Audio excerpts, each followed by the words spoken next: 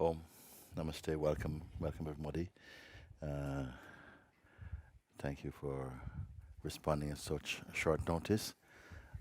And I'm looking, see quite a few faces I didn't register coming to meet. And so welcome everybody, that's the main thing. And I hope you're finding your place somehow, if you know what I mean.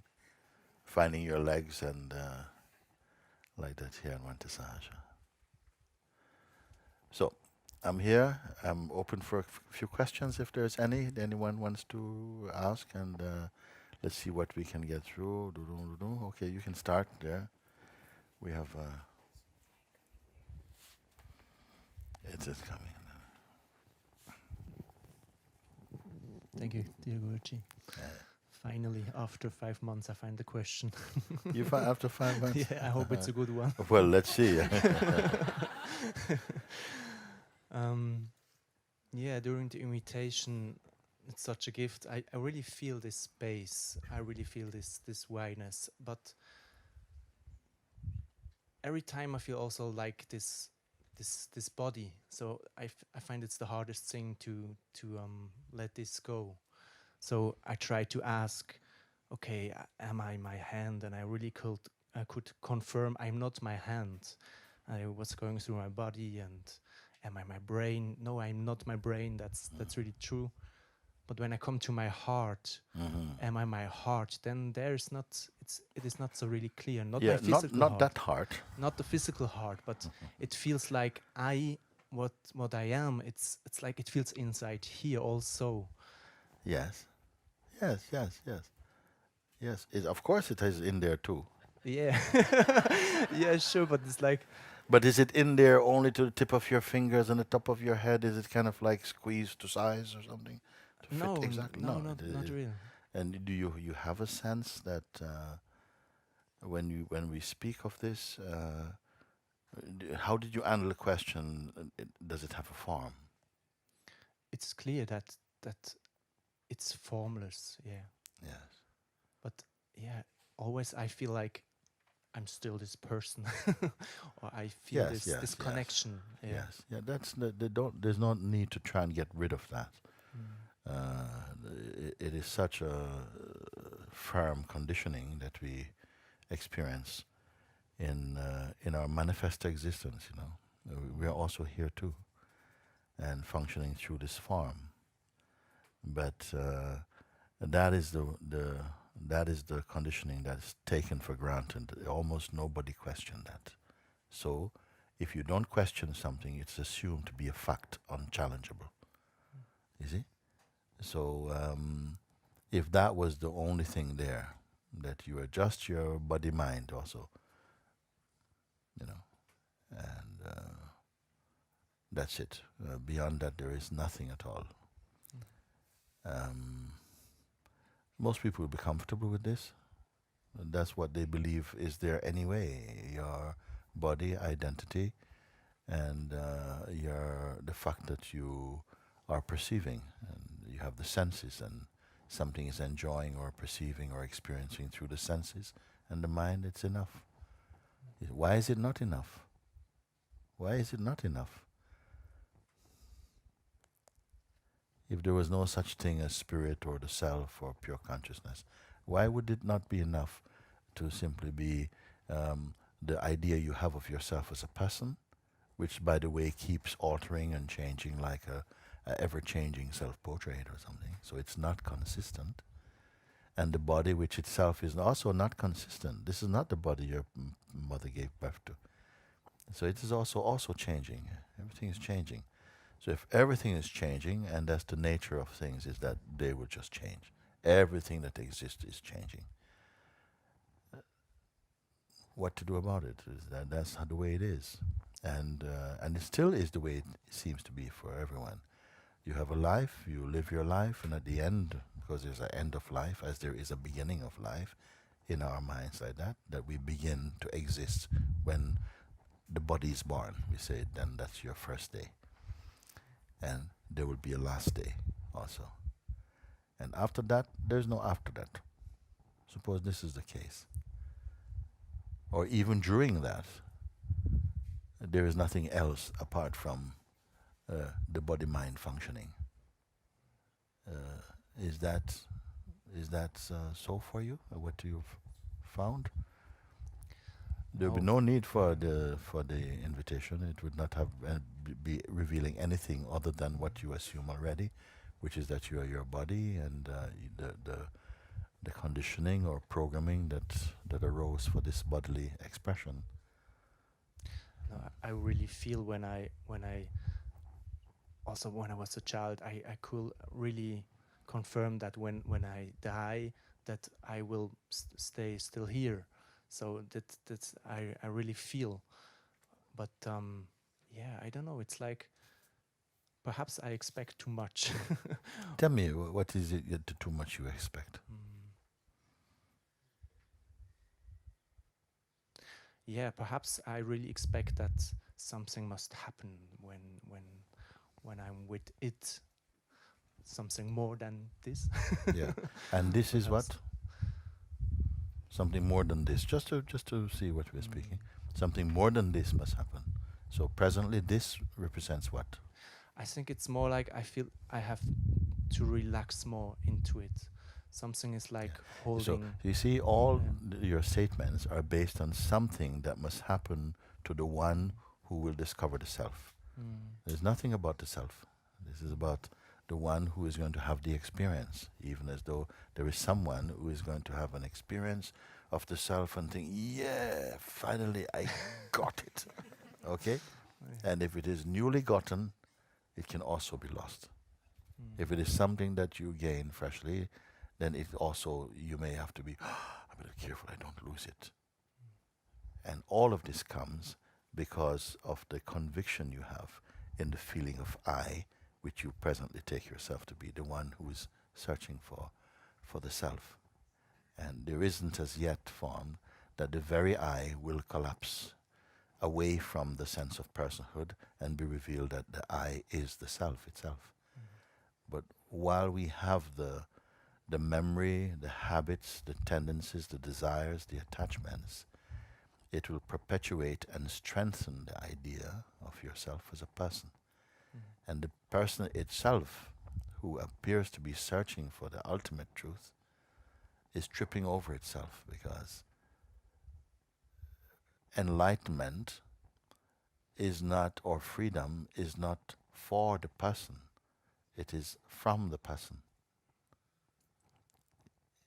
It seems strange thing, because we have a conviction, yeah, I've searched and I've got better, I'm able to meditate for longer, I realize that I'm a bit more quiet than I used to be, I feel more relaxed in my life, but still I've got to get the biggie, which is sort of like, yes, to be firmly established in the consciousness so that no more mistakes happen, no more suffering happen or something. So there's still a desire for this person to attain such the highest prize that it does not have to suffer anymore.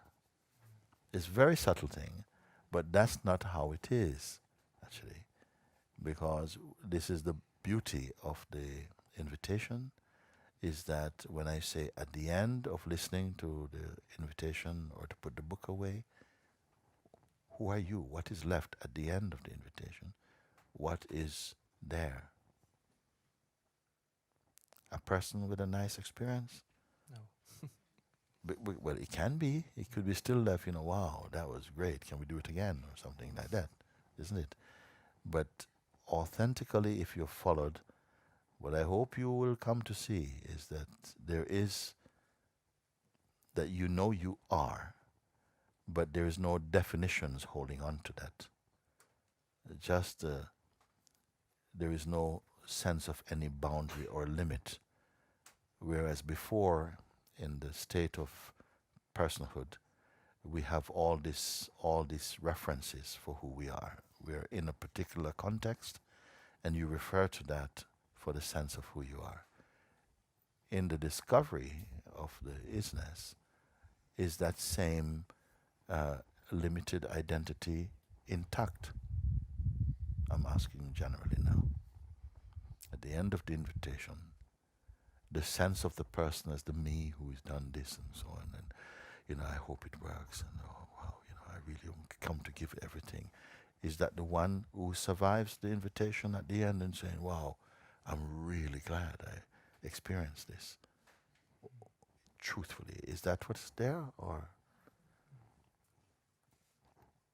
Because in spite of that recognition of the indescribableness of what is discovered, you see, it doesn't mean that the person is totally washed out. From that moment, of course, it's a discovering moment, and so it can feel like, wow, this is amazing or something like that. But the sense of the person cannot stand the power of that seeing in that moment. So it retreats or it backs away, but it gradually comes back if it's not yet burnt up.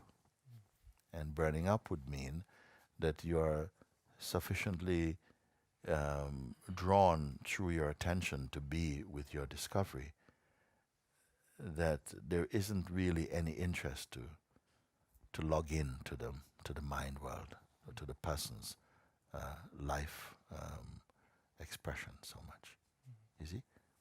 Now, the person is not an offense, it's just a limitation.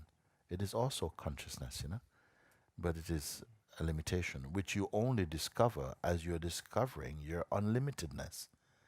Then you see the limitations of personhood. And for a while, the mind will oscillate somehow. The attention will go into the state of purity and harmony, and you will feel totally in your perfect element. But it will swing back again into the whole regime of identity. And then again you will feel, oh my God, no, I'm not, I didn't get it, and I'm all lost, and oh my gosh, how can I get out of this? And it will swing again, and you will be, oh, hallelujah, oh, it's so, oh, how could I doubt this? How could I doubt it? It's so perfect, Oh my God, of course it doesn't fade. It doesn't fade. Mooji, it doesn't fade. And swings again, and oh my God, when is this ever going to be over? And until at a certain point, something just clicks that both those extremes are themselves observed. And from a place that is not swinging. This is the natural, if you want to call development or maturity that takes place, But one just simply sticks with it. You discover something, then the mind comes and says, well, okay, what do I do with it? How do I use this? How can I stay here? How can I not lose it? As though it possesses it. And you've got to be so vigilant, because to match the cunningness of the mind, but I am encouraging you that you are far greater than the capacity of your mind to delude you. You see, you can exist without this psychological voice in your head, but it cannot exist without you. So you have to judge which is the better, because for a while you will come to see that this mind behavior, conditioning, is a bit like a parasite that lives on what? On the pure self? Not really.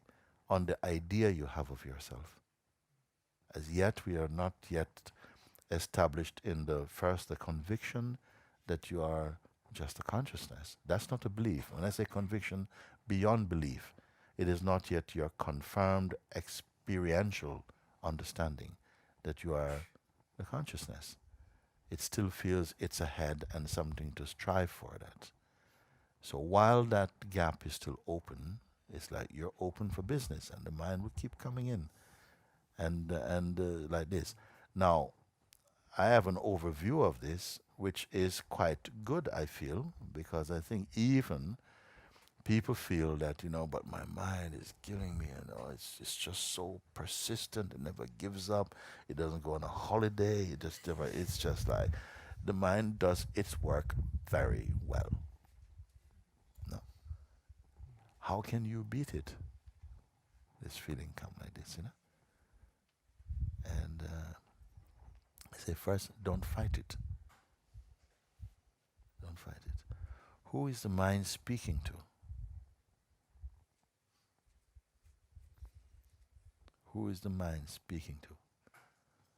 If we took an example, or take an example of a master like Jesus Christ, or the Holy Prophet, or Lord Rama, or Lord Krishna, whatever, how would the mind speak to them? We know and we have heard that in the temptation of Christ, no?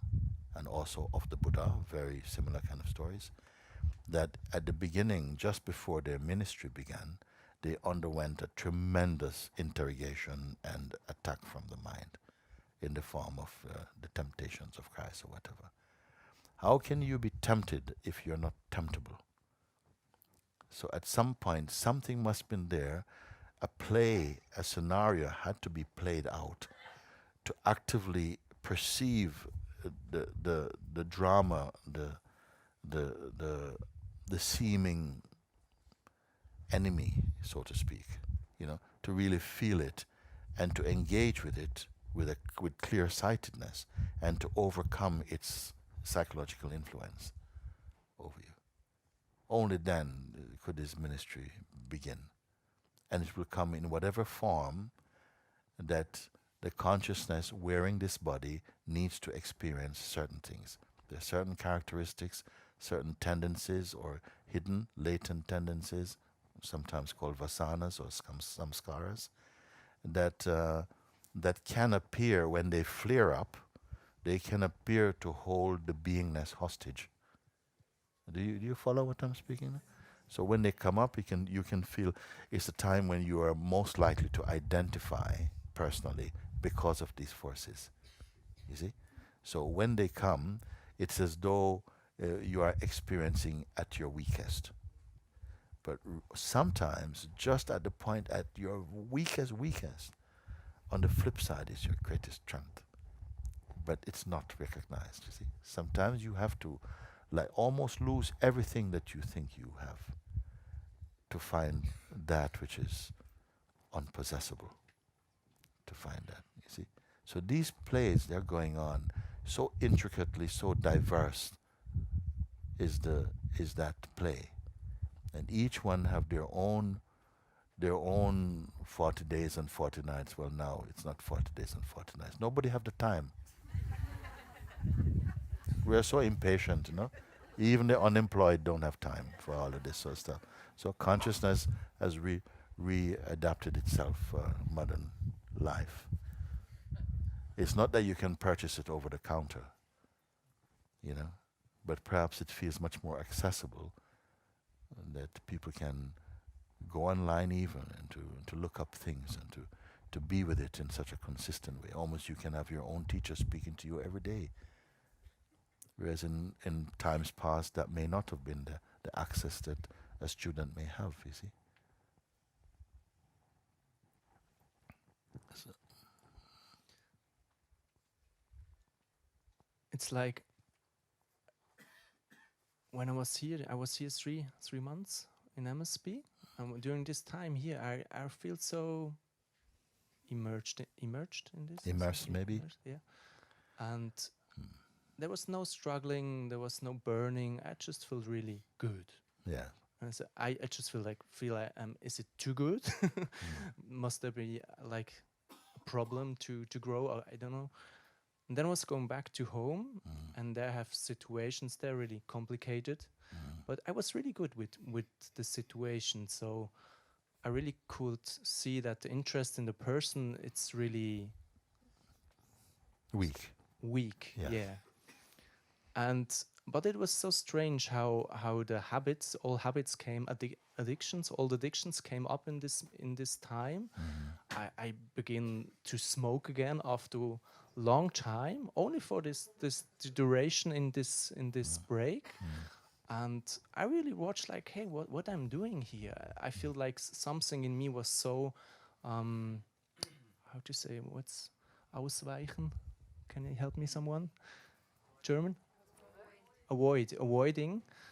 And I was watching so much TV until late in the night, and But what was good, I could still feel it is here. So I could sit Yeah. there and I feel It is it's here. happening all the time like this. It's good because the identity feels that, I've been away now and I've, wow, I've really soaked up all this spirituality, and you go back home and, it starts to change color or something.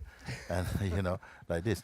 Let's understand, you're not at the same place each time if you're in the state of personhood, You're not at the same place. And you may be in a place advanced from that. There are other things I may say about this. You may be at a stage more advanced than that feels more chaotic also. You may feel that your life is crashing, it's a terrible thing, but it may be a good thing, maybe something that needs to happen to again, something may have to deconstruct and then appear to reconstruct, or maybe not reconstruct, but to come into in another way. So don't rely on the mind's ability to assess this, because I'm not thinking, but I was better before when I came here. Everything was, before my first time here was so great. When I went back, it was like walking through the Red Sea. Everything was just happening like this.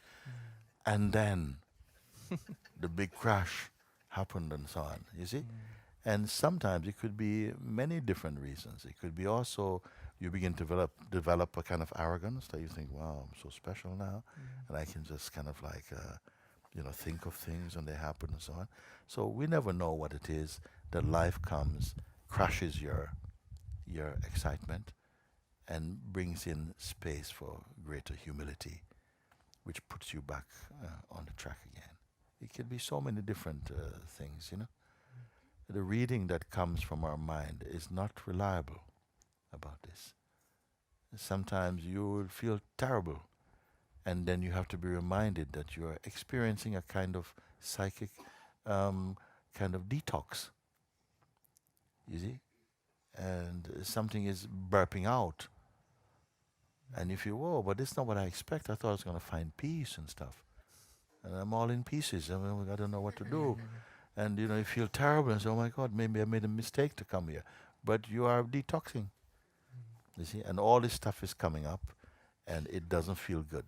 If you have a lot of, nastiness inside and you have to vomit it out, it's not a nice feeling. But when it's the after vomit state is very nice, isn't it?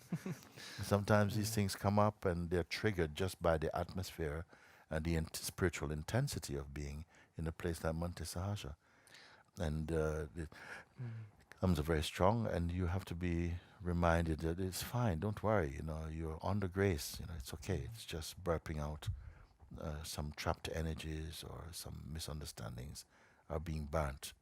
And sometimes this burning is even greater than sadhana. Sadhana means spiritual practice, because it's just you're in a state of you're in the fire, you feel sick, you don't want to speak to anybody and stuff, but you're under grace, and somebody gets burnt up. When I'm burning, last year I had really a burning year. I was crying day and night, and I was really burning. My whole life was changed. Everything is not on the same stone. But at the moment I don't feel any burning, and I feel like, oh, should I burn more than that? It's like I feel too comfortable. This I go straight to the I all the time. Who is speaking? You see? Who is the reporter of this story?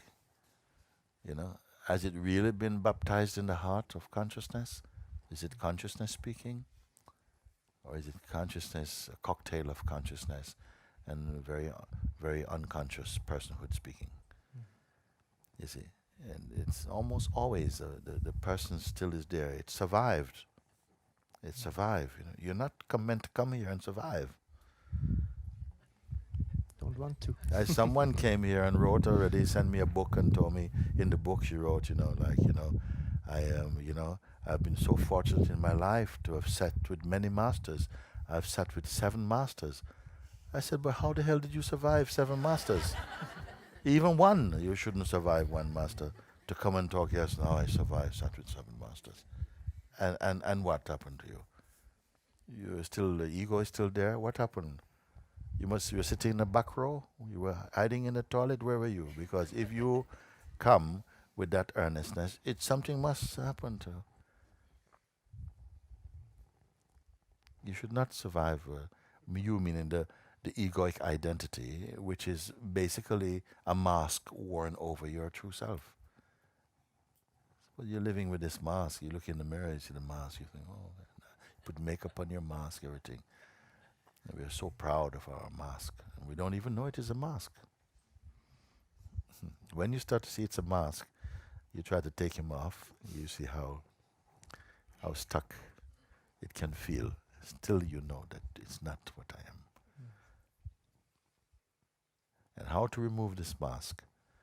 You see, not by force, by remembering through that inner experience that is being, shown to you, and recognizing that which cannot be seen just by the eyes in your head. It is seen in a deeper way. The invitation is a great friend to everyone because it helps you to discard, to just leave aside the usual engagements and distractions and so on, and how easy it becomes to come back into that recognition, to that field of being in which things are seen with greater clarity, where the unseeable is seen.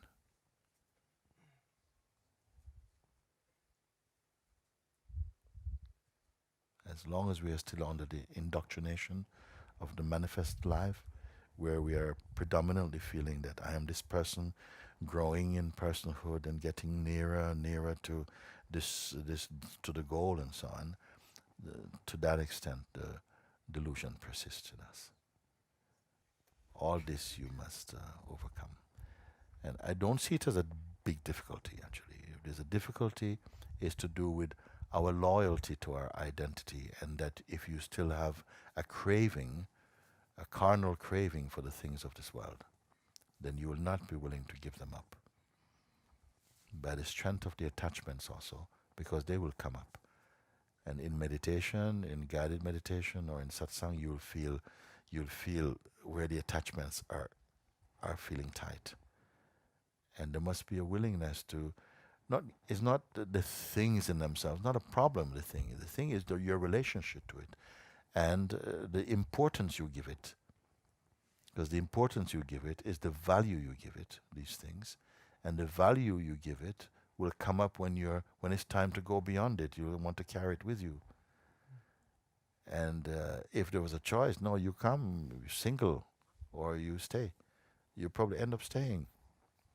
Because in those moments, your attachments will feel like it's Christmas. You won't want to leave. Maybe later I come. You will do this. You see. Don't plan your route into freedom. Just come and just be present. Just come. Just show up. You don't have to have any strategies at all. Have no strategies at all. Don't plan any escape route. Just come with the desire in your heart. I'm just so drawn to be free. I can't bear the burden of my egoic identity anymore. Because that's also a progress, that you're not able to stand yourself. Not even to understand yourself. So you can't stand them at a certain point. This is a great progress, in fact, because it means that you're not able to sustain the egoic identity. It becomes unbearable for you.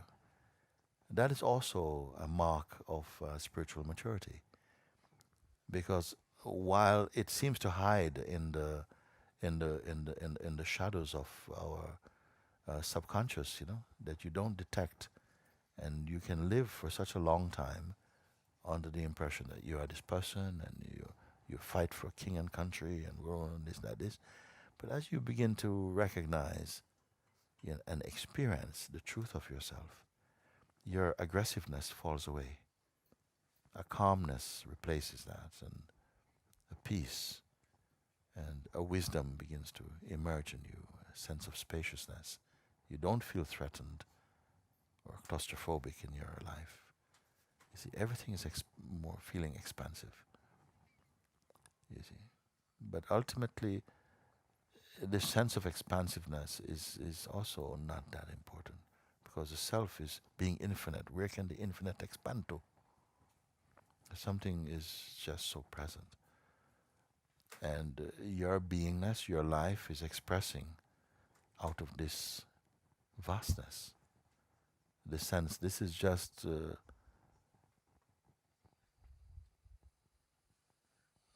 it is like an infinitely faceted diamond.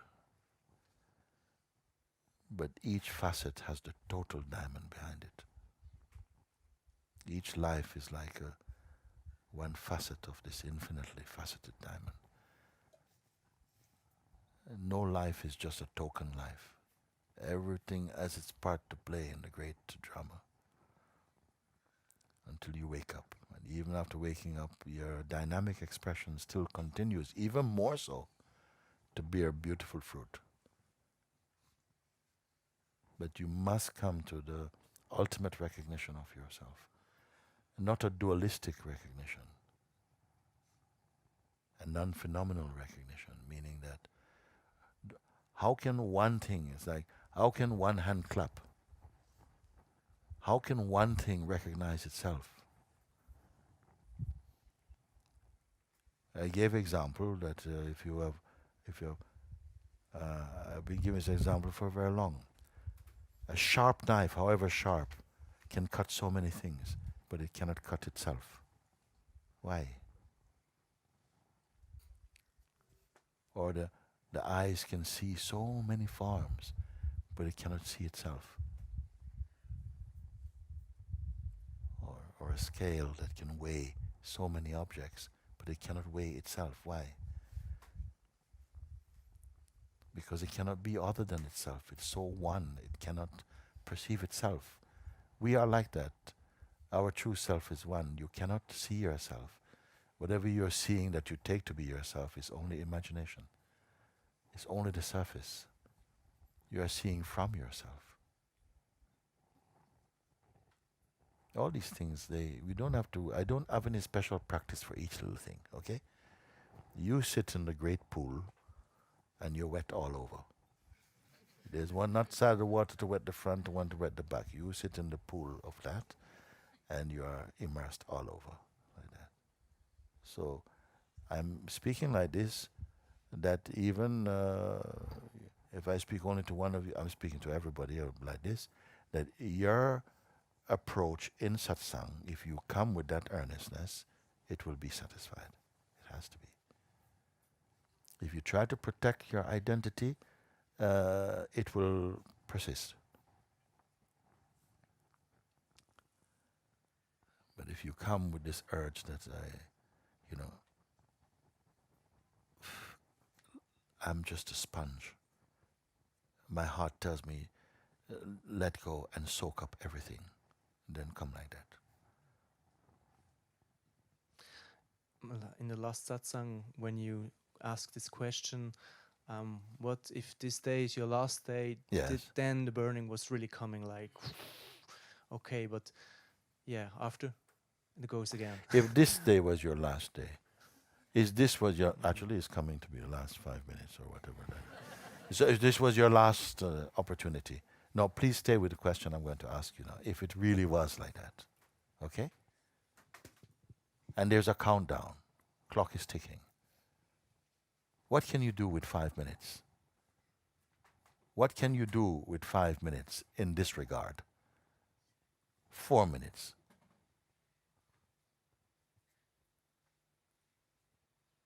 3 minutes. 2 minutes. What you can achieve in 2 minutes? In 1 minute, in 30 seconds, in 10 seconds, what you can achieve. If you're a Usain Bolt, maybe you can break another record or something, but what can you really achieve as much as we are speaking about? And perhaps this type of challenge is so powerful because you just have to give up on physical action. There's no physical action you can do to be what you are. It doesn't work like that. What technique do you require? None. So I would say just drop all of that. Just drop all of that because it's not going to work for you. Suppose you could just keep just dropping everything. Just drop, meaning don't engage with anything. Don't combine your natural sense of self with anything, even with an angel, even with like, just drop everything. Now, you can do it right now also. Will it take you 10 seconds? Drop everything. Just be totally empty. And yet not waiting. Be totally empty.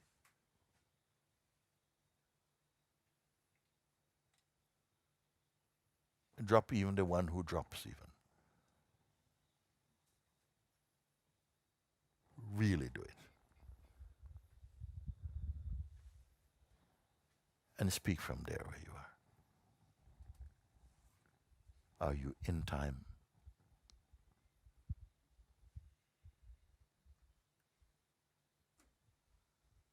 No, you have to do it. If you drop all your associations, even the most precious thing for you right now in 10 seconds. Maybe some of you are traveling away from home. If you had, 10 minutes, 10 seconds, there isn't time to even make a proper phone call. Say, bye-bye, darling, I'm going. Okay? Can you bear that? So, everything is going.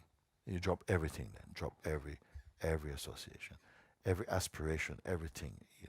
If you drop right now, what remains that cannot be dropped?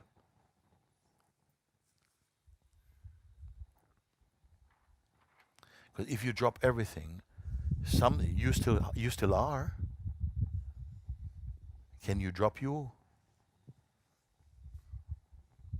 I'm not talking about your person. I'm talking about the memory and your memory of experiences you have had past. I'm not talking about that. Drop that. That's already gone anyway. It is only perpetuated in you because of memory and sentiment. It's gone. That's why it's called past. It's already gone. So leave everything. And don't call this any technique. Just leave everything. And report to me from here. What is here? And did you create this? Whatever is left. That is not touched by your effort. Is unaffected by whatever you call your life. Try it and see.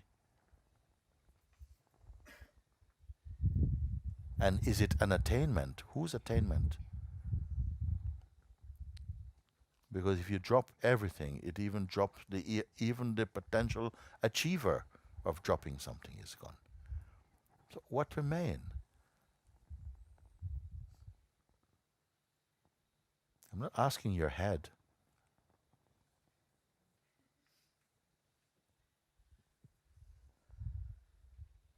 So if that remain, is it a state of mind? What remains? Is it a state of mind? No. Does it have a birthday or a star sign? It does have ruling planets.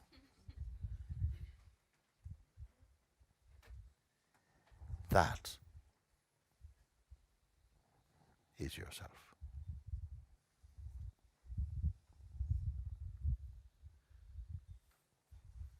This is our play. This is our play. This and this and this. All the things you value and so on. Largely it is gone, sustained only by memory. Can you bring back a sample of yesterday to this moment? It's all gone. And luckily, thank God you can say, that things pass. That they pass without you having to put them away. They pass. Everything passes. Except one thing. Find what that thing is that doesn't pass. And you have won your freedom.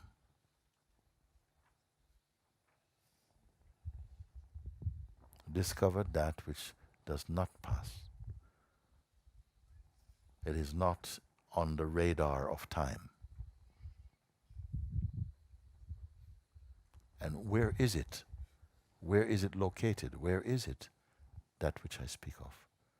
Where precisely is it? All your talk about this and that and your meditations and stuff is just in the theater of consciousness, momentary and fleeting. Discover that which carries no story, no history. How far will you have to go? And your first step is taken in what direction will you go?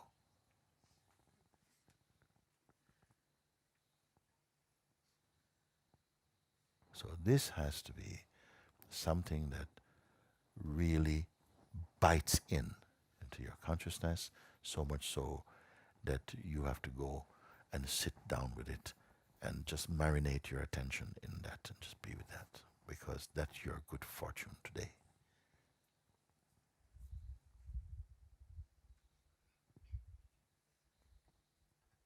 As you begin to discover this, you will not have room for anything else for the moment.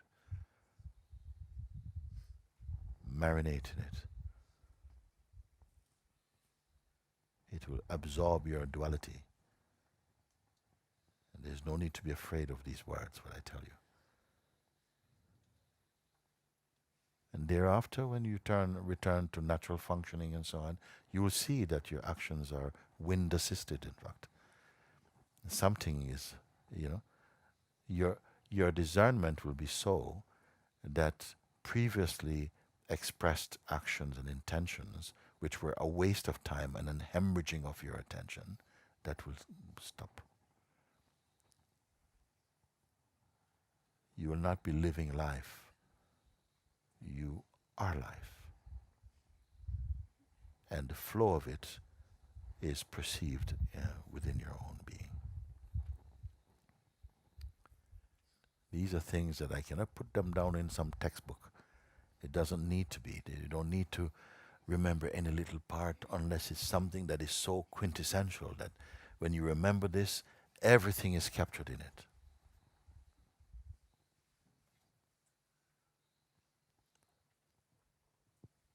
So though I seem to have focused on speaking with you, I'm speaking with all of you about it, actually. We don't need to have even a separate answer. Actually, I don't think there is time for this now. But is it worth it or not? Yes. Thank you so much. Yes, totally worth it, because we can for a time be living in ignorance of our true nature. Largely we seem to be doing this. Because you can, because even the ego, being consciousness, it has a life, and there's sweetness, bitterness and sweetness and everything, and it's enough to feel, it's not bad.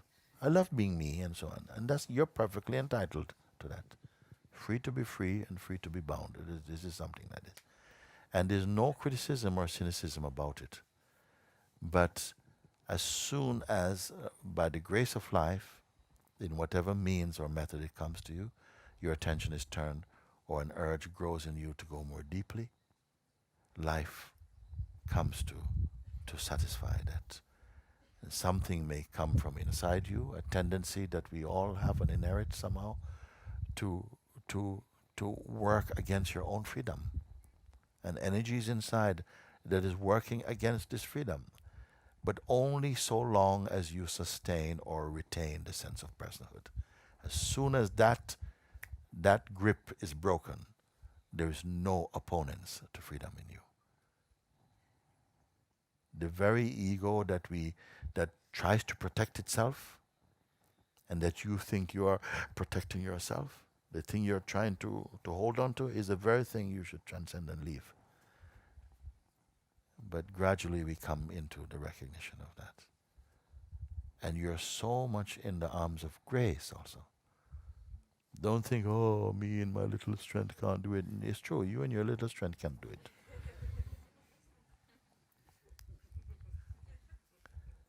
Rumi says, the one who brought me here must take me home. Who is the one who brought you here? You see? Yeah. that grace is calling you home. And where is home? In which direction is home? You and home are same thing.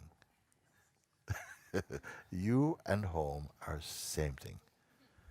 Until you discover this, your home will be bricks or boards or something. It'll be a place. And life, God also is using all our modern things to teach us great metaphors. Like once upon a time, your address had to be, made out of some bricks and has a door and windows and so on. Now, your address can be internet. You can have an email address. It says, okay, address doesn't have to be something like that. I can be, okay. So, where's this is your address.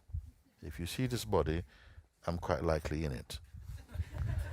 That is your address. When you're coming near. And then on from this, you'll find something that you cannot speak about. You cannot speak about. And it will not make you a cripple in this world. Sometimes mind itself plays this game, that if you go further, you're going to lose everything, you're going to be a beggar on the street, nobody will recognize you, you're going to be alone, because who wants to marry a Buddha? I mean, like this. And it catches many people. But freedom is not restricted in that way. The outer things are not, they're not our opponents. All this life, so magnificent in its expression, is not our natural enemy. In fact, you see and derive great joy from our perceiving of it. The enemy is inside, our way of thinking for a while, and chiefly personal identity. Everything boils down to this. Mistaken identity. That leaves you only in the mode of personhood. And the whole world is suffering from person poison. Too much person. And not presence. So, I gotta go. And it's enough for the moment. Thank you. Thank you. Yeah, come. Yeah.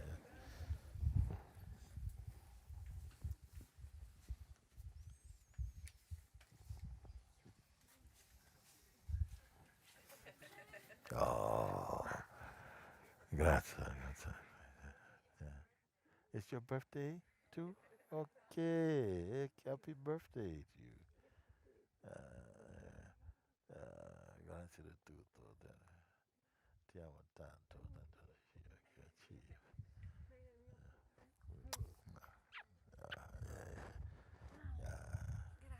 Grazie di averti trovato. Sì, benvenuto.